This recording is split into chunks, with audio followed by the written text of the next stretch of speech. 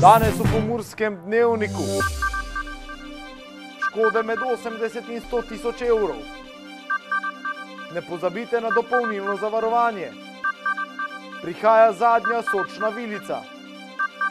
Fazanerija še drugič zapored razprodana. Vreme jutri bo jasno.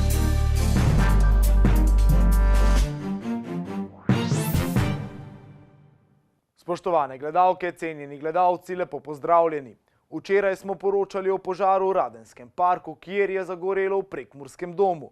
Zdaj so že znane razsežnosti požara, škoda namreč znaša med 80 in 100 tisoč evrov.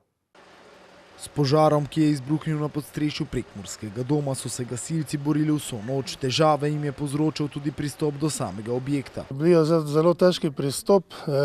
Aktivirali smo lestev iz Murske Sobote. S pomočjo lestev smo uspešno gasili, vendar smo morali odstraniti pločevino in te stvari, ker je to vse čekatur in leseno ostrešje, stropi, stene. Ni bilo mogoče ugasniti ognja čisto do konca, Zato smo pač z pomočjo lesja pogasili, koliko smo lahko. Pozneje smo pa aktivirali tudi našo gradbeno podjetje GMV, pa so nam pomagali rušiti zgornje nadstropje, da smo lažje prišli zraven do ognja.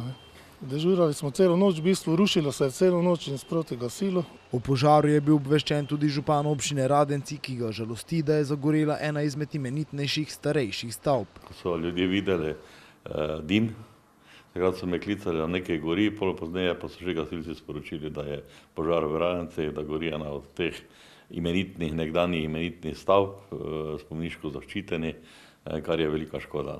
Tudi domačini vedo o stavbi povedati marsikaj. To je bilo prazno.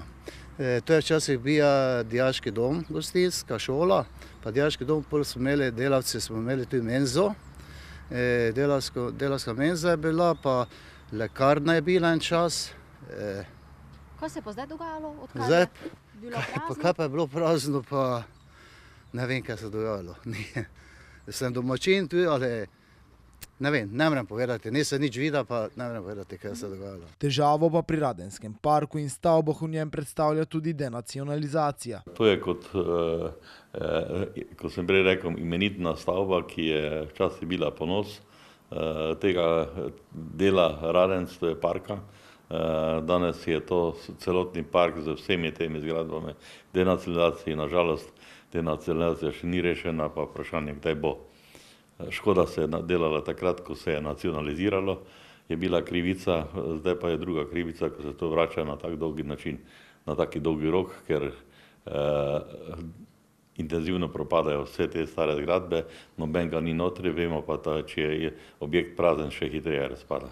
Prve ugotovitve kriminalistov so skope, a med domačini se sušlja, da bi lahko šlo za požig. Govorice so vse glasnejše tudi zato, ker je pred leti v Radenskem parku pogorela kavarna, že letos pa je ogenj zajel ljubljanski dom.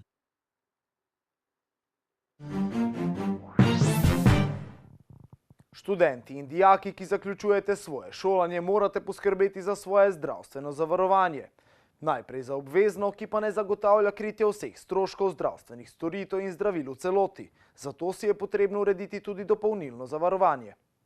Počasi se bliža tisti študentski čas, na kaj morajo biti mladi, še posebej študenti, pozorni v tem času? V tem času, ko mladi izgubljajo status dijaka ali študenta, morajo biti pozorni oziroma se zavedati, da z izgubo statusa več niso zavarovani kot družinski člani, ampak se morajo vključiti v obvezno zavarovanje, v obvezno zdravstveno, ker pa to zavarovanje ne krije vseh zdravstvenih storitev v celoti, pa je seveda priporočljivo, da si sklenejo še tudi dopolnilno zdravstveno zavarovanje. Kaj se zgodi v nasprotnem primeru? V nasprotnem primeru vsi tisti, ki tega ne uredijo, morajo torej te storitve, ki jih pokriva dopolnilno zavarovanje, plačevati iz žepa. Po drugi strani, če si v roku enega meseca potem, ko se vključijo v obvezno zavarovanje, ne uredijo dopolnilnega zavarovanja, imajo čakalno dobo, kar pomeni, da 3 mesece ob sklenitvi dopolnilnega zavarovanja plačujejo premijo, a hkrati krijejo stroške, ki ga dopolnilno pokriva še zmeraj naprej iz lastnega žepa. Če pa si to ne uredijo v roku enega leta, imajo pa potem do konca trajanja zavarovanja doplačilo na premijo, in sicer 3% za vsako polno nezavarovano leto. Kako visoka pa so lahko ta doplačila vse skupaj? Ta doplačila so zelo različna. Pri nekaterih storitvah je delež, ki ga pokriva dopolnilno zavarovanje, torej ta doplačila tudi 90%, to je recimo pri nenujnih reševalnih prevozih, pri zdravilih mestne liste, pri očesnih pripomočkih, kot so očala in tako naprej.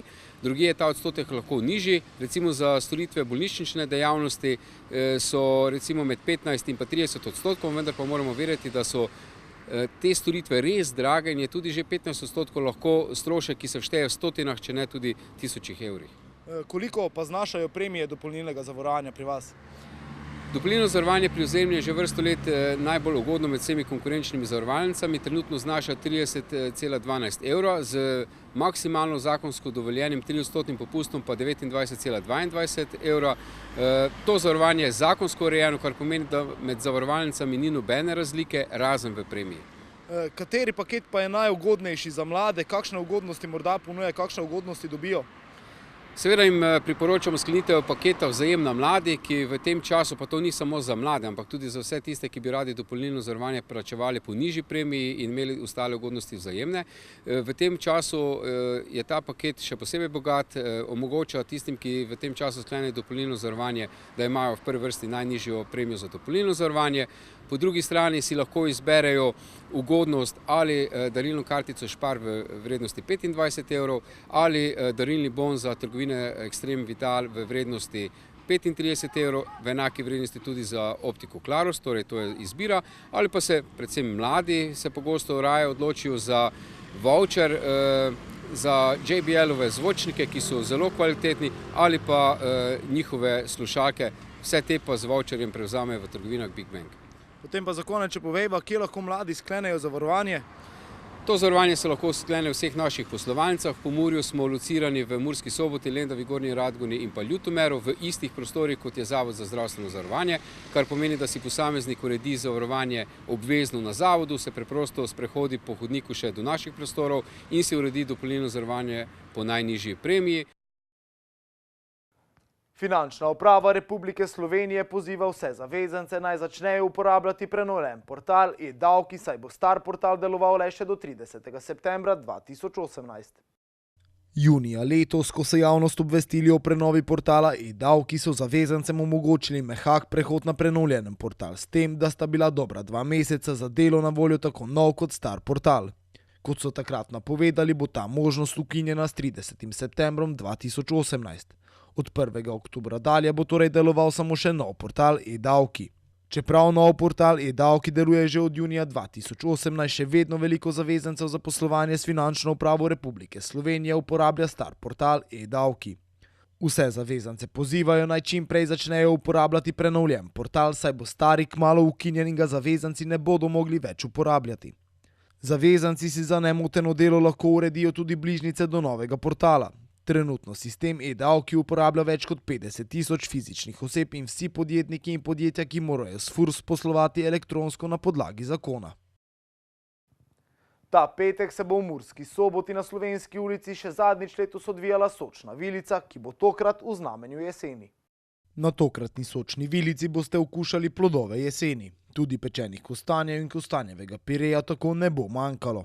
Tako kot je to v navadi, bo kot vedno dišalo na Slovenski ulici pred hranilnico Prekmurskih dobrot od 10:30 naprej. Za kulinarično razvajanje na zadnji sočni vilici bodo poskrbeli Mr. Falafel, Hotel Diana, Simple, Bosch Bomb Street Food, Mr. Kurtos, Pivnica Zvezda in hranilnica Prekmurskih dobrot. Omeniti velja, da bodo organizatorji tokrat poskrbeli tudi za živo glasbo, v sodelovanju s Pomurskim tehnološkim parkom pa se bo v petek v Murski Soboti odvilo še več različnih aktivnosti. V Murski Soboti se ta konec tedna obeta nov praznik nogometa. Na Fazaneriji bo namreč gostoval Maribor. Ta konec tedna se na Fazaneriji obeta nekaj, kar prva slovenska nogometna liga ne pomni. Stadion v Murski Soboti bo namreč razprodan na 2 zaporednih tekmah, kar se v Sloveniji doslej še ni zgodilo. Čeprav je danes šele sreda in jutri Muro še čaka obračun s Triglavom, je vstopnic čedalje manj. Kot so nam sporočili iz soboškega prvoligaša, sta bili včeraj na voljo le še 302 vstopnici. V klubu ob tem predvidevajo, da bodo danes bržkone pošle vse vstopnice, morda bo kakšna ostala še jutri. Na Fazaneriji se bo torej ponovno gnetlo več kot 5000 navijačev, bučno podporo pa bodo bržkone imeli tudi gostje iz Maribora. V klubu so namreč gostom namenili vzhodno tribuno in 600 kart, ki so jih v mestu večkratnih državnih prvakov brez težav razprodali. Obeta se torej izjemno vzdušje, prva tekma omenjenih nasprotnikov pa se je letos v Ljudskem vrtu končala z rezultatom 0:0. Na Sobota Info iščejo najgobarske zaklade Pomurja. Kako lahko sodelujete, preverite na sobotainfo.com, mi pa si poglejmo še kratke novice.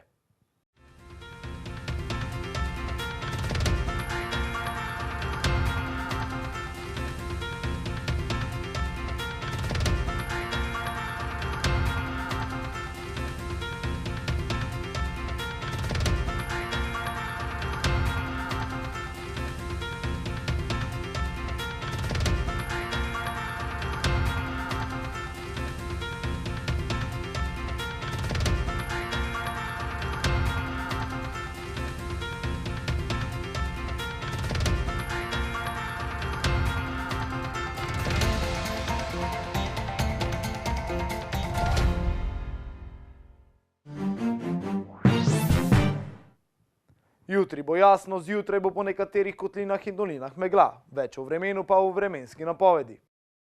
Danes smo imeli pretežno jasen dan s temperaturami okrog 18 stopinj Celzija. Opoldne ste v Krajinskem parku Goričko namerili 11, v Murski Soboti 12, v Lendavi in Radencih pa 13 stopinj Celzija. Jutri bo jasno, zjutraj bo po nekaterih kotlinah in dolinah megla. Najnižje jutranje temperature bodo v severovzhodni Sloveniji, v Murski Soboti in Mariboru okoli 2, dnevne pa od 20 do 21 stopinj Celzija. V petek bo pretežno jasno, zjutraj bo ponekod po nižinah megla, nekoliko topleje bo. V soboto bo spremenljivo oblačno, zjutraj in dopoldne bo v notranjosti Slovenije občasno rahlo deževalo. Zapihal bo severovzhodni veter, na Primorskem šibka do zmerna burja. Spet bo hladneje.